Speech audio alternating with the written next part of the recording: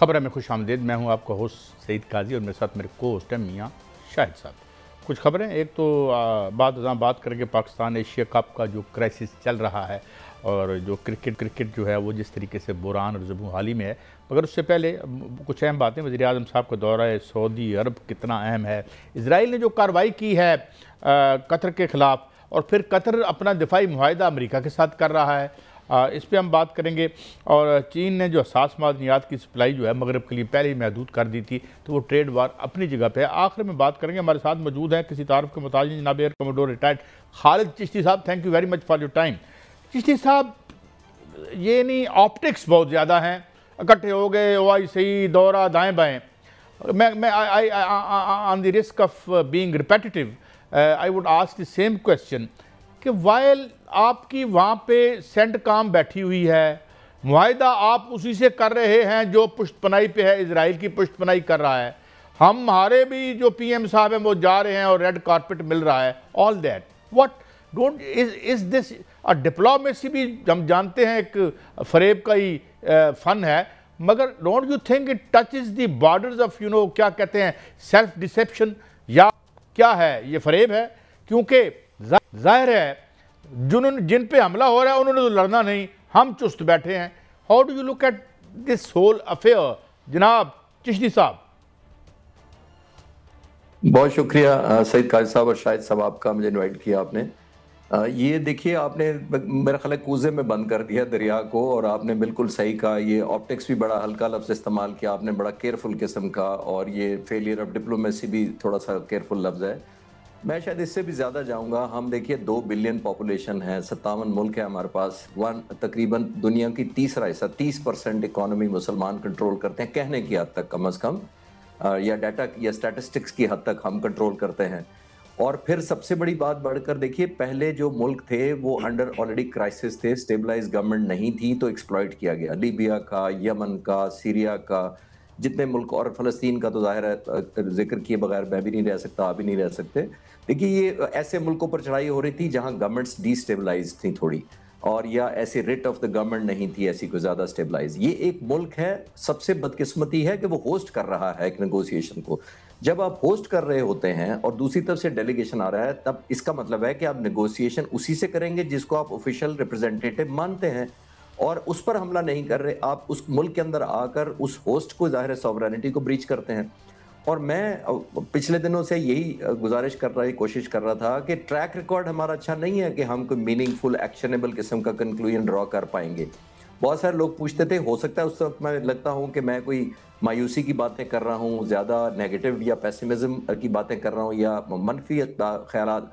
मुझे यही था कि ये मोर देन अ फोटोशूट होगा, और उसमें बदकिस्मती आपने खुद ही कहा कि गाजा में अमरीकी एफर्ट को इनकरेज किया जा रहा है।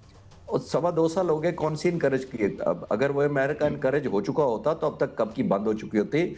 और पेनफुल सबसे यही है कि ये मासूम बच्चे देखें, औरतें देखें और बूढ़े देखें जिनको डिस्प्लेस किया जा रहा है। तो ये एक फोटो ऑप्टिक्स में भी कोई ना कोई वजन होता है। मेरा ख्याल है ये उससे भी दूर का था, एक बहुत बड़े हॉल के अंदर, जिसका इतना बड़ा हॉल शायद अमेरिका में भी नहीं होगा, और वहां पर बैठ के एक रेजोल्यूशन पास की गई, sorry to use this word, के टूथलेस थी। यानी देखिए, आपने जिस मुल्क ने इतनी बड़ी जाहरियत की, उसको कोई ना कोई तकलीफ कॉज करनी होती है। तकलीफ डिप्लोमेटिक हो सकती है, पॉलिटिकल हो सकती है, इकोनॉमिक हो सकती है, मिलिटरीली हो सकती है। आया इसमें से कोई एक पेन भी उसको कॉज हुई है जिससे वो तकलीफ हो करने वाले को जाहरियत के हाँ मुझसे भी कीमत मांगी गई है, और अगर मैं आइंदा किसी और मुल्क के खिलाफ करूंगा तो मुझसे कीमत मांगी जाएगी? बदकिस्मती से ऐसा कुछ भी नहीं हुआ काजी साहब। जी मियाँ साहब। चिश्ती साहब, ये एक मिसाल है, ये एक पहलू है सर। दूसरा पहलू एक और भी है, वो आज सामने आया है कि पाकिस्तान के वज़ीर आज़म सऊदी अरब गए, और अब उनका फ़कीदुल मिसाल जो है वो इस्तकबाल किया गया, पहले फ़ज़ा में और फिर ज़मीन पर भी, और वहाँ 21 तोपों की सलामी दी गई, बल्कि वो इस्तकबाल दिया गया जो सदर ट्रंप को दिया गया है। तो सर, क्या ये मार्का हक की कामयाबी इसके पीछे इसका पेशखामा है? दूसरा ये भी कहा जा रहा है सर कि पाकिस्तान और सऊदी अरब के दरमियान कोई बड़ा दिफाई मुआहिदा भी हो सकता है, इस हवाले से रहनुमाई कीजिएगा। ये भी कहा जा रहा है कि हो सकता है कि सऊदी अरब के जो जदीद तरीन शहर है न्यूम सिटी, उसकी जो हिफाजत है वो भी पाकिस्तान को ऑफर हो सकती है। जी शाहिद साहब, आपने भी बड़ा ज़बरदस्त सवाल किया और ख़ुद ही जवाब भी दे दिया है।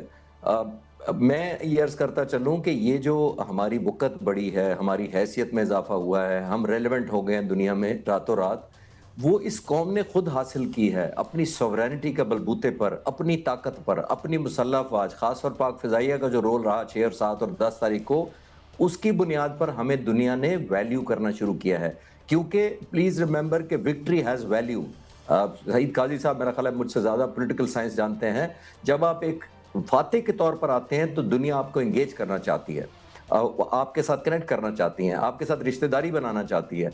हमारे वही मुल्क था जिसको कुछ अरसा पहले तक दुनिया समझ रही थी और ख़ासतौर पर बॉर्डर पार हमारे ईस्टर्न साइड पर हिंदुस्तान समझ रहा था कि हम इररेलेवेंट हैं, या अगर नहीं है इररेलेवेंट तो लीस्ट रेलेवेंट है दुनिया के लिए। दुनिया में वो साबित हुआ एक ही रात में, जब आपने आधे घंटे में उनके साथ जहाज नहीं जाने दिए, वापस लैंड अपने पहियों पर नहीं कर सके, तो दुनिया में हम ऑल ऑफ अ सडन दुनिया ने हमें एक पावर माना, एक ताकत माना। और सबसे बड़ी बात ये देखिए, ताकत कतर भी है, ये मैं नहीं कहना चाह रहा, लेकिन ताकत के साथ एक और काजी साहब रिजॉल्व या बहादुरी या हौसला भी गिना जाता है दुनिया में। सिर्फ ताकत से नहीं होता। दुनिया के बेस्ट फाइटर एयरक्राफ्ट इस वक्त जो है वो कतर के पास है। राफेल उनके पास है 36, जितने हिंदुस्तान के पास है उतने उनके पास है। उनके पास 36 यूरो फाइटर टाइफून है, one of the best aircraft. F-15 है, C-17 है, एयर डिफेंस सिस्टम है। 15 किलोमीटर दूर उनका मिलिट्री सबसे बड़ा बेस अमेरिका का है, अमेरिकन अड्डों के अलावा, जो इनलैंड के अलावा बाहर दुनिया का सबसे बड़ा अड्डा है। लेकिन कहाँ मिसिंग हुई? ताकत का नहीं मसला था, रिजॉल्व का मसला था। कैपेबिलिटी थी, इनेबलिंग थी, उनकी सलाहियत थी, उनमें हौसला था, उनको वक़्त दी गई थी कि आप इसको इस्तेमाल भी कवर करेंगे, या सिर्फ आपने सेरेमोनियल रखा हुआ है इनको। बदकिस्मती से वो पाकिस्तान का लोग, हम बेहतर ड्रॉ कर पाएंगे कंक्लूजन या कंपैरेटिव एनालिसिस। यहाँ पर किसी ने नहीं पूछा था 6 और 7 की दरमियानी रात को कि कल सुबह आप आज मार जाओ, कल हम रेजोल्यूशन पास कराएंगे आपके खिलाफ, OIC की कॉन्फ्रेंस बुलाएंगे। प्रोहिबिटिव कॉस्ट काजी साहब इंपोज करनी पड़ती है, आपको दुश्मन से इतनी कीमत मांगनी पड़ती है कि वो तायब हो जाए या खौफजदा हो जाए आपसे कि आप बहुत कीमत मांगते हैं इस तरह के मिस एडवेंचर की। इजराइल को क्या फर्क पड़ता है आप जितनी मर्जी रेजोल्यूशन पास कर दे? रेजोल्यूशन तो यूनाइटेड नेशंस में 2.5 साल से पास हो रही है गाजा के मुतालिक। इंटरनेशनल जो कमीशन है, जो लीगल कोर्ट है, उसने ऑर्डर किए हुए हैं नेतन्याहू की। बदकिस्मती से होता कुछ नहीं है। Prohibitive cost most important factor है जो यहाँ पे मुझे मिसिंग लग रही है। अच्छा चिश्ती साहब, मैं एक और बहुत इंपॉर्टेंट क्वेश्चन आपसे पूछना चाहता हूं। सर, आप सऊदी अरब के साथ मियां साहब मुआहदा हो सकता है हमारा कोई दिफाई मुआहदा, सर इस पे भी थोड़ा सा मैं इसमें आपके सवाल के साथ एक चीज़ शामिल कर दूं। चिश्ती साहब, अब एक गैर मामूली सूरत हाल है। एक जितने भी गवर्नमेंट्स एंड रिजीम्स हैं, जो भी वो हैं क्वालिटेटिवली मिडल ईस्ट में, अब एक और क्वेश्चन नहीं उन पे पोज हो गया, क्योंकि ये ख्याल अब ज़्यादा रासिख हो गया है कि ये जो 19 बेसिस हैं ये सिर्फ अमेरिका की नहीं है, ये इजराइल की भी हैं। तो this threat might make them look towards China और सम अदर, जितनी भी रूलिंग इशराफिया है मिडल ईस्ट की, ख़ास तौर पर जो अमीर मुल्क हैं, तो उनके अंदर कहीं डीप डाउन ये क्वेश्चन होगा कि we will be vulnerable if we have handed over our security to United States of America. ये बाय डिफ़ॉल्ट इसका मतलब है कि हमारी सिक्योरिटी हो या हमारी डेस्टिनी हो वो इजराइल के हाथ में ही है। चिश्ती साहब, काश साहब, आपने बड़ा ज़बरदस्त पॉइंट रेज किया है, उस वजह से कि ये अगर 19 बेस मुस्लिम उम्मा में हैं और इस्लामिक स्टेट्स में हैं और मोस्टली OIC मुल्कों के अंदर हैं, और अगर ये वक्त आने पर ये मुसलमान मुल्क उन बेसिस का फ़ायदा नहीं उठा सकते, उनसे अर्ली वार्निंग ले सकते, अपने फाइटर जहाज़ वहाँ से एयरबोर्न नहीं करवा सकते, तो ये सिवाय सेल्फ डिसेप्शन के और एक नेगेटिव आप अपने इल्यूजन में, या जिसको साइकोलॉजिस्ट कहते हैं डिल्यूजन है, यानी आप जैसा मानना चाहते हैं वैसा आप यकीन करना शुरू कर देते हैं। हम मुसलमान मुल्क मोस्टली बदकिस्मती से डिल्यूजन की तरफ ज़्यादा चले गए हैं। हम समझते हैं कि हम महफूज हैं, लेकिन एक्चुअली महफूज नहीं हैं। अगर वो 19 बेस मुसलमानों के हक में इस्तेमाल नहीं हो सकते, तो मेरा ख्याल है वो डबल खतरा है, क्योंकि फिर तो आप उन पर रिलाई कर रहे थे और आपको आखिरी वक्त धोखा हो गया, आपको मिसलीड कर दिया गया, आपको टाइम पे रिस्पॉन्ड करने की या कैपेसिटी नहीं दी गई या आपका हौसला नहीं था। तो ये तो और भी ज्यादा खतरनाक है। उससे ना बेस हो तो मुझे तो पता होगा कि मेरा बेस यहाँ कोई नहीं है, मैंने जो करना है खुद करना है, लेकिन आपको इतने जगह क्रिटिकल बेसिस दे दिए जाएं और वक्त आने पर ना आपको वार्निंग दी जाए, ना आप रिस्पॉन्स करने की ऑप्शन आपके पास हो, तो उन बेसिस का मुझे नहीं समझ आती कि क्या यूटिलिटी आया। वो ठीक आपने कहा कि अगर वो मेरी तरफ नहीं है बेसिस, तो फिर मेरे मुखालिफ की तरफ है वो बेसिस। जी मियां साहब, प्लीज ओवर टू यू। जी चिश्ती साहब, एक तो मैं उसी की जो है रहनुमाई चाहूँगा कि आज का दौरा जो है सऊदी अरब का वो बड़ा अहम समझा जा रहा है और इसमें पाकिस्तान और सऊदी अरब के दरमियान ये कहा जा रहा है कि बड़ा दफाई मुआहदा भी हो सकता है और न्यून सिटी जो है उसकी भी हिफाजत जो है ऑफर हो सकती है। दूसरा सर, इस पर भी रहनुमाई कीजिएगा। दूसरा, चीन के साथ हमारे जो ताल्लुकात हैं उसमें कोई शक नहीं कि आहनी दोस्ती है। इसमें सदर पाकिस्तान भी वहाँ पर हैं, उन्होंने J-10C जो कम्प्लेक्स है उसका भी दौरा किया और ये भी खबरें आ रही हैं कि पाकिस्तान अब अपनी जो फ़ज़ाई क़ुव्वत है उसमें मज़ीद इजाफा करेगा और जो हमें ऑफ़र की जा रही थी J-35 की, उसकी तादाद भी बढ़ाएगा। सर, इसमें कितनी हकीकत है सर? जी, पहला जो आपने कहा कि सऊदी अरब हमें ऑफर करेगा, देखिए अभी तो ये ज़ाहिर टेबल पर होगा, अगर प्राइम मिनिस्टर गए हैं तो वहाँ पर ये नेगोशिएट होगा। लेकिन फिर मेरे पिछले सवाल के जवाब में आप कनेक्ट कर लें कि विक्ट्री हैज़ वैल्यू। जब आप फातेह होते हैं तो दुनिया आपके साथ कनेक्ट करना चाहती है। मैं पाक फ़िज़ाइया के बारे में कह सकता हूँ, दर्जनों ऐसे मुल्क हैं और फ़िज़ाइया हैं मुख्तलिफ एयर फोर्सेज दुनिया की जो पाक फ़िज़ाइया से कनेक्ट करना चाहती हैं for training, for collaboration, for support, maintenance, जहाज़ खरीदने में। मैं ओवरऑल बात कर रहा हूँ कि क्योंकि आप रेलिवेंट हैं, तो अभी ये वक्त आने पे पता लगेगा कि सऊदी अरब के कितने हम रेलिवेंट हैं। कैपेसिटी वाइज तो आपने नोट किया होगा, कतर का जो हमने फुटबॉल वर्ल्ड कप हुआ था उसमें पाकिस्तान ने सिक्योरिटी दी थी, तो कैपेबिलिटी वाइज हमारा कोई शक नहीं है। इतबार लोगों को हो गया इंशाल्लाह, अब सिर्फ एग्जीक्यूशन पार्ट है, वो चाहे सऊदी अरब करे या कोई और मुल्क करे, वी विल वेट एंड सी। जो चाइना की आप बात कर रहे हैं कि प्रेसिडेंट भी वहाँ मौजूद है, चाइना बहुत ट्रस्टेड फ्रेंड रहा है, इसमें कोई शक नहीं है और हमने भी उसकी उम्मीदों से बढ़कर परफॉर्म किया उन्हीं जहाज़ों के साथ। J-10C जिनकी हम बात कर रहे हैं, उनके लिए भी प्लेजेंट सरप्राइज था। जितनी इफेक्टिव एम्प्लॉयमेंट और जितनी डिसेप्शन टेक्निक्स इस जहाज पर पाक फ़िज़ाइया ने overall under the present leadership लगाई हैं, वो भी एक हिस्ट्री का हिस्सा बन चुका है। हम डेफिनेटली J-10C ने बहुत ज़बरदस्त परफॉर्म किया है। मेरे नॉलेज के मुताबिक पाक फ़िज़ाइया फर्दर पॉसिबिलिटी एक्सप्लोर कर रही है कि एक और स्क्वाड्रन J-10C का ले, और जो J-35 का आप कह रहे हैं वो इंगेजमेंट है पाक फ़िज़ाइया की इस वक्त मुख्तलिफ मुल्कों के साथ बेस्ट वेपन, ताकि हम ट्रांसफॉर्म करें, फर्दर ट्रांसफॉर्म करें। पाक फ़िज़ाइया पिछले सालों में 3.5-4 साल में बहुत ज़्यादा ट्रांसफॉर्म हुई है और सबसे बड़ी बात ये साइलेंट ट्रांसफॉर्म हुई है। हमने कोई शोर नहीं बचाया, आपने मीडिया पे कोई होप नहीं, वो पॉजिटिव वो नहीं देखा होगा, कोई स्लोगन्स नहीं देखे होंगे, परफॉर्म करके बताया, इंडिया को बताया कि थिंग्स हैव चेंज। तो इंशाल्लाह आने वाले वक्तों में आप बहुत अच्छी खबरें सुनेंगे, पाकिस्तान और ज़्यादा स्ट्रेंथन होगा, खासतौर पर इंशाल्लाह पाक फ़िज़ाइया। अच्छा, अभी कह रहे हैं कि फौजें उनकी दाखिल हो रही हैं गजा में और बड़े वो एक और सवाल है सर कि पाकिस्तान ने कतर के इशू पर जी जी जी जी हाँ जी मैं मैं सवाल कर लूं सर? जी जी बताइए गो हेड। जी चिश्ती साहब, पाकिस्तान ने कतर के इशू पर जो है वो बड़ा दिलेरी दिखाई और फ्रंट लाइन पर आकर जो है वो इजराइल की मुखालफत की और उसमें आपने देखा सर कि जो अक़वाम मुत्तहिदा है वहाँ पर भी और जो समिट हुई वहाँ पर भी जो है वो बाकायदा तौर पर मुस्लिम उम्मा को ऑफ़र किया कि हम आपके साथ हैं। सर, इसमें यह फरमाइएगा कि इस पूरे सिनेरियो में पाकिस्तान जिस तरह सामने आया है, क्या इजराइल हमें इस पर जो है वो मोहतात होना चाहिए कि इजराइल भारत की जानिब से भारत के साथ मिलकर दोबारा कोई साजिश कर सकता है, दोबारा कोई शरारत कर सकता है और हमें मोहतात भी होना चाहिए और तैयार भी रहना चाहिए? शाहिद साहब, मैं अपनी सर्विस के दौरान और सर्विस के बाद वाले सारे वाक़यात को अगर 40-45 साल को देखूं तो इजराइल ने हमारा लिहाज कभी भी नहीं किया। पहली बात तो ये है, उसके बस में नहीं है कि जो वो कर गुजरे, और बस में सिर्फ उसी वक्त वजह से नहीं है जो मैंने पिछले सवाल के जवाब में अर्ज़ किया था कि आपके अल्हम्दुलिल्लाह हमारे पास कैपेबिलिटी है, हमने एक न्यूक्लियर वेपन है, हमारे पास वेपन्स ऐसे हैं, हमारे पास आर्म फोर्सेज ऐसी हैं, ख़ासतौर पर एयर फोर्स, जिसका उनको 1967 में और 1973 अरब इसराइल वॉर में याद होगा। आज तक इसराइल के 5 जहाज हवा में तबाह हुए हैं जब से इसराइल बना है पिछले 78 सालों में, पांचों के पांचों पाकिस्तानियों ने गिराए हैं। अगर आपको मैं और ज़्यादा हिस्ट्री में ले जाऊं तो आप आइजन वाइसमैन एक एयरफोर्स के चीफ थे इसराइल के और बाद में वो उनके प्रेसिडेंट भी बने इसराइल के, उन्होंने अपनी किताब में हमारे एयर मार्शल नूर खान साहब जो 1965 में एयरफोर्स के चीफ थे और जिस तरह वो लड़े थे, वो अपनी किताब में क्या लिखते हैं, ये सब कुछ आपको उनके एक लाइन जो मैं अभी बोलूँगा वो उससे समझ आ जाएगा कि हमारी प्लेसिंग क्या है और इजराइल हमारी तरफ क्यों इस तरह नहीं, इतनी जल्दी आसानी हमें टारगेट नहीं करता। आइजर वाइसमैन ने कहा था एयर मार्शल नूर खान के बारे में, Noor Khan is a formidable person and I am glad that he is Pakistani not an Egyptian. Oh my god, अच्छा, यानी दूर हैं वो उनके महाज से, यानी ये उन्होंने कहा। इजराइल के एयरफोर्स चीफ और जो सदर हैं वो ये कह रहे हैं कि मैं शुक्र करता हूं या खुश हूं कि ये इजिप्शियन नहीं है और पाकिस्तानी है, यानी ये मेरा दुश्मन नहीं है। तो हमारी और दुश्मन किस वजह से नहीं है, जो घबराहट क्यों होती है? एक कैपेबिलिटी और एक रिजॉल्व, उसी को हमें कनेक्ट करना पड़ेगा। अगर सिर्फ कैपेबिलिटी हो तो रेजोल्यूशन ही पास होती ना, जो आज हो रही है। उनको पता था कि हिट बैक भी करेगा। हमारा न्यूक्लियर प्लांट, आखिरी बात शाहिद साहब के लिए, हमारा न्यूक्लियर प्लांट जब बन रहा था तो मैं ऑब्वियसली एज यंग ऑफिसर और मिडिल एज में हम उसको डिफेंड किया करते थे। तो हमें दो ही मुल्कों से खतरा था हमारे न्यूक्लियर प्लांट पर, एक इजराइल से, एक इंडिया से, या दोनों को मिलकर। तीसरा हमें कोई किसी से थ्रेट नहीं था।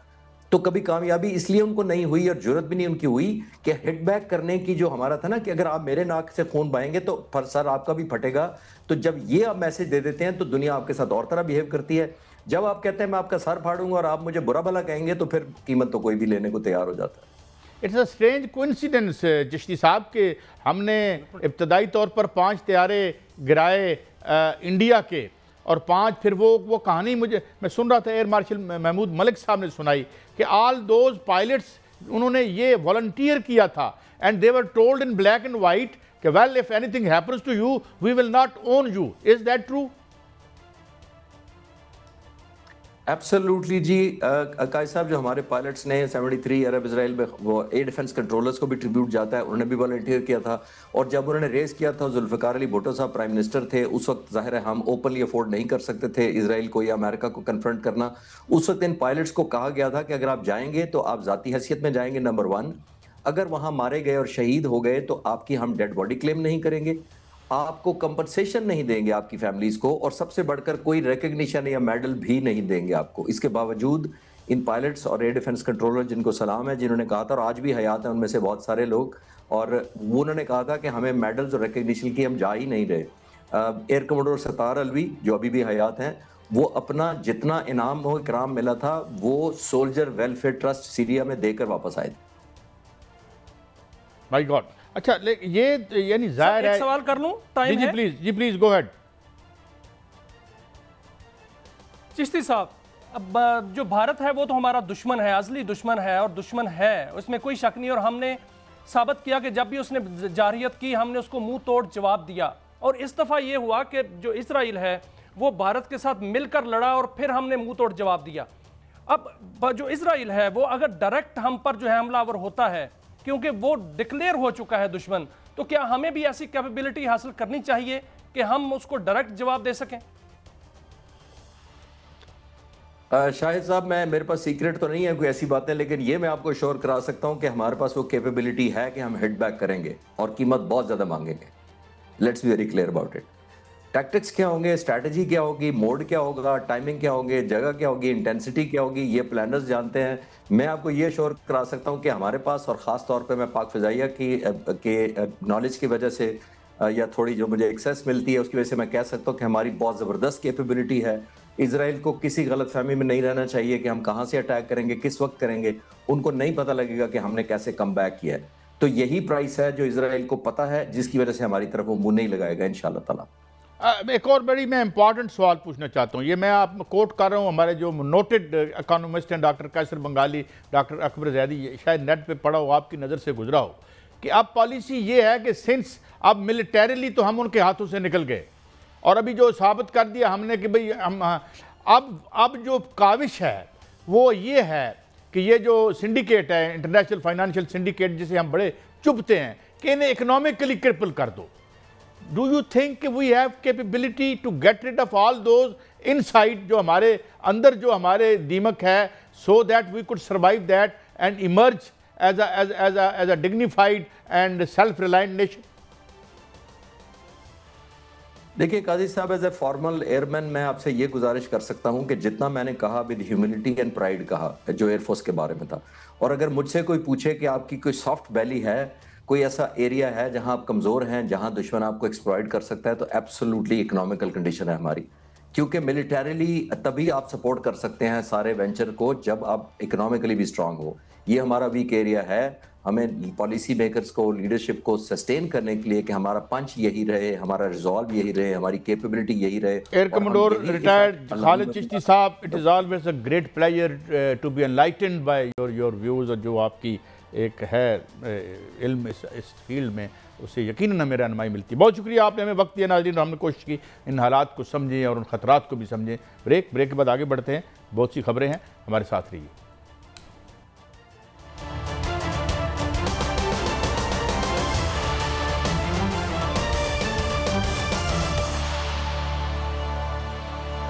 Welcome back. मियां साहब, आप अच्छी तरह जानते हैं और हम इस पे बारहा रिपोर्ट कर चुके हैं कि अब दुनिया की जो सबसे वाइटल एक मादनी दौलत है वो आपकी एक्सपेंसिव अर्थ है, और उस एक्सपेंसिव अर्थ पर तकरीबन 90% से ज़ायद जो है उस पर चाइना ने काम किया है। और पहले भी हम जानते हैं कि जो लाइसेंसेस थे वो महदूद कर दिए गए, और उसमें उन्होंने शर्त ये रख दी एक्सपोर्ट, क्योंकि चाइना एक्सपेंसिव अर्थ भी एक्सपोर्ट करता है और दुनिया की हर काबिल ज़िक्र मशीनरी, चाहे वो AI से लेके वॉशिंग मशीन तक हो, उसमें वो इस्तेमाल होती है। तो मियां साहब, हम जानते हैं कि उन्होंने इसके रेगुलेशन बड़े सख्त कर दिए थे।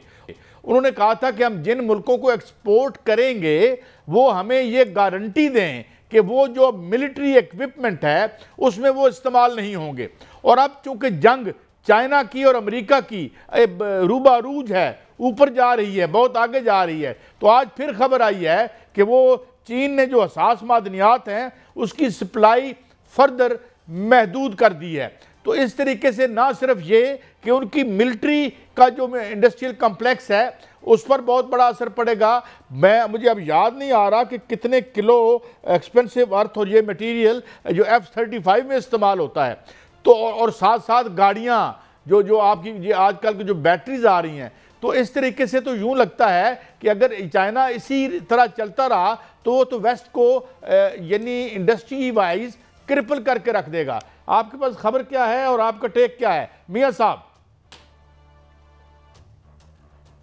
देखें काजी साहब, चीन ने जो तरक्की की है वो बड़ी खामोश और इनकलाबी तरक्की की है। पहले उन्होंने सारा जो है फोकस अपनी माशियात पे किया, और उसके साथ साथ जो है फौजी और दिफाई तरक्की जो है वो बड़ी तेज़ी से और बहुत ही धीमे तरीके से और खामोशी से और खुफिया की है।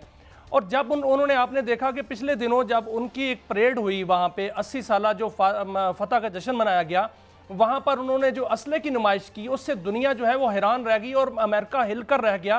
पूरा यूरोप जो है वो सकते में रह गया कि उनके पास जो हथियार हैं और जो जिस किस्म के उनके पास जो है वो वहाँ पर इक्विपमेंट और हथियार और असला जो मिसाइल सिस्टम जो है उनके पास मौजूद है। तो पूरी दुनिया इस पर शशदर रह गई, और उस दिन उन्होंने अपना ऐलान कर दिया कि हम इस वक्त जो है वो सुपर ताकत हैं।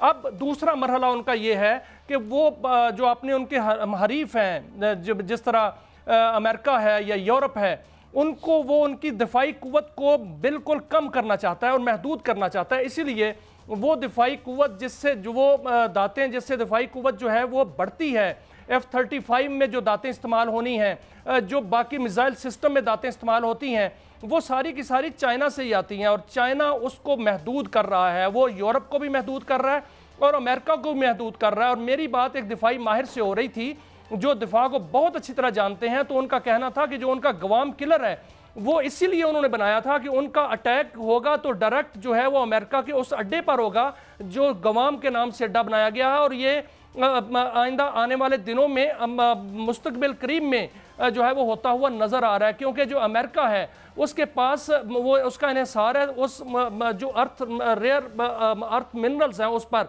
और चाइना ने यूरोप को भी महदूद कर दिया है और अमेरिका को भी महदूद कर दिया है। अब उनकी बहुत ज़्यादा ज़रूरत है इस पर। अब होगा क्या कि जो चाइना है वो तजारती डील भी अपने जो है शराइत पे करेगा, और ये जो मिनरल्स की डील है ये भी अपनी शराइत पे करेगा, और अपनी कुव्वत उसने बहुत बढ़ा ली है, और जो उसने ये भी देख लिया है कि यूरोप की कुव्वत क्या है, अमेरिका की कुव्वत क्या है। तो बिल्कुल आने वाले दिनों में मुझे लग रहा है कि ये सिर्फ मिनरल्स तक बात नहीं जाएगी, बल्कि चाइना जो है न्यू वर्ल्ड आर्डर देने जा रहा है। नया वर्ल्ड आर्डर अब चाइना देगा, और चाइना ये साबित कर रहा है कि वो सुपर ताकत है। काजी साहब, अच्छा मियां साहब, एक और बड़ी अजीब खबरें आ रही, क्योंकि इनके ये अब हाथ पाँव मार रहे हैं। Basically this is an organic crisis of the system. अब इन्होंने जिस तरीके से ये सिस्टम खड़ा किया था और मुनाफों ने इन्हें अंधा कर दिया और इन्होंने सारी इंडस्ट्री और सारा इन्होंने इन्वेस्टमेंट चाइना में फेंक दी क्योंकि वहाँ की चीप लेबर थी, वो उसने बूटी लगा ली। बूटी से मुराद ये कि भाई वो उसको न सिर्फ बूटी लगाई बल्कि उस टेक्नोलॉजी को वो अरूज कमाल पर ले गया। और अब ये कहते हैं कि ये दोबारा हमारी इंडस्ट्री रिवाइव हो जाए। देखें, अंडे का आमलेट बन जाता है मियाँ साहब। अब ट्रंप आमलेट का अंडा बनाने की कोशिश कर रहे हैं जो कि नहीं बनेगा। और एक और वो हमाकत ये कर रहे हैं कि जो 170 बिलियन डॉलर फ्रोजन है अमेरिका इसके यूरो इसके रशिया के, वो कह रहे हैं जी हम ये पैसे यूक्रेन को दे देंगे और यूक्रेन का तो आगे पीछे कोई नहीं है, यूक्रेन तो वो पूरे का पूरा फतह कर लेगा। और अगर ख़ास तौर पर चाइना और चाइनीज़ टेक्नोलॉजी आ गई तो हमने अमेरिकी टेक्नोलॉजी का असर ईरान के मुकाबले में देख लिया था। We have seen the limitation of, इससे पहले हमने जो operation shock and awe Iraq का था उसका भी हमने असर देखा, वियतनाम में उसका असर देखा। ठीक है, वहाँ आबादियाँ बर्बाद होगी, मगर आज अमेरिका जिस तरीके से रूबा जवाल है तो उसमें वियतनाम, इराक और अफगानिस्तान का हाथ है, जहाँ पे ट्रिलियन ऑफ डॉलर ठेकेदार खा गए और महंगी प्रॉपर्टी खरीदी दुबई में जाकर और हर जगह। और इवन यूक्रेन में जो पैसे फेंके ये भी 2 नंबर इस्तेमाल हुए। और ये एक्सपेंसिव जो रियल एस्टेट है ये दुनिया में खरीदी गई, यही वारदात होती है यहाँ पे। किसी ने कहा था ना, जंग war is terrible but terribly profitable, तो माल कमाए बर्बादी होगी। अगर आप ये करते हैं तो it is another act of war against Russia. तो रशिया जो है वो और मारेगा उन बेचारों को और उसकी कास्ट गरीब यूक्रेनी देंगे, क्योंकि वो जो हैं वो बेचारे इतने वल्नरेबल हैं कि अब वो जो मस्खरा है वो तो उन्हें बचा नहीं सकता। तो मियाँ साहब, ये दुनिया एक अजीब व गरीब यानी ऐज की तरफ बढ़ रही है। इस सिस्टेमिक जो फेलियर है, ये इकॉनमी का जो फेलियर है, ये बेसिकली तो ग्लोबलाइजेशन बैठ गई ना। या देखें मियाँ साहब, एडे लंबे आर्टिकल लिखते सन, देखिए ग्लोबल विलेज है, और किधर गया थोड़ा ग्लोबल विलेज? क्या जो आप कहानियां सुनाते थे बैठ के, फ्रांसिस फुकुयामा और फिर बाद में वो आ गया सैमुअल हंटिंगटन आ गया। और ये देखें, China tells tech firms to stop buying NVIDIA's AI चिप्स। FT रिपोर्ट, ये फाइनेंशियल टाइम्स की रिपोर्ट है, उसका बंद कर दो साढ़े को लापड़ियां बढ़िया ने। जी मियाँ साहब। साहब, मुझे तो दुनिया जो है वो फैसला कुन मरहले की तरफ बढ़ती हुई नज़र आ रही है और दुनिया वाज़े तौर पर 2 बड़े ब्लॉक्स में जो है तकसीम होती हुई नज़र आ रही है। आज आप देखें कि ट्रंप का जो दौरा यूरोप है, बल्कि जो उसने बरतानिया का दौरा किया है, अब ट्रंप जो है वो एक जानब जो है यूरोप को बिल्कुल टैरिफ के नीचे लाना चाह रहे थे, दूसरी जानब जो है वो यूरोप के साथ हाथ मिला रहे हैं, तीसरी जानब इसराइल के साथ जो है वो उनका हाथ जो है वो मिल रहा है। मुझे लगता है, जो मुझे नज़र आ रहा है और जो दुनिया जो है वो नज़र आ रही है कि सफ़राई हो रही है। एक जानब जो है वो अमेरिका यूरोप के साथ, इसराइल के साथ मिलकर सफ़राई कर रहा है, दूसरी जानब ये चीन, रशिया, पाकिस्तान, ये पूरा मिडल ईस्ट मुझे बिल्कुल एक ब्लॉक बनता हुआ नजर आ रहा है। इसमें एक मुल्क है जो कि जासूस मुल्क है, उसका नाम भारत है। मुझे क्लोजिंग करनी है, वो माफी चाहता हूं, वरना वो तन्हाई का शिकार होता जा रहा है। मुझे क्लोजिंग करनी है। आपकी बात ठीक है, मैं जुज़वी तौर पर आपसे इत्तफाक करता हूँ, मगर जो समझते हैं कि उनकी हिफाजत जो है अमेरिकन बेसिस करेंगी, वो हमारे साथ ब्लॉक नहीं बनाएंगे। कोई इनकलाब भी ब्लॉक बना सकता है। आखिरी इस बात पे मैं क्लोज करता हूँ, जो एयर कमांडो रिटायर्ड चिश्ती साहब ने कही कि वो जो हमारी वो कहते हैं ना नरम बैली जो है, जो हमारी आकली झील है, वो क्या है कि we need to fix our economy. और ये हमें जो ब्लैकी हैं इनसे हम जान छुड़ा लें तो मेरे ख्याल में कोई सफ़र आसान हो सकता है। इजाज़त दीजिए, ये तो हमारा आज का शो, कल फिर मिलेंगे। अल्लाह हाफ़िज़।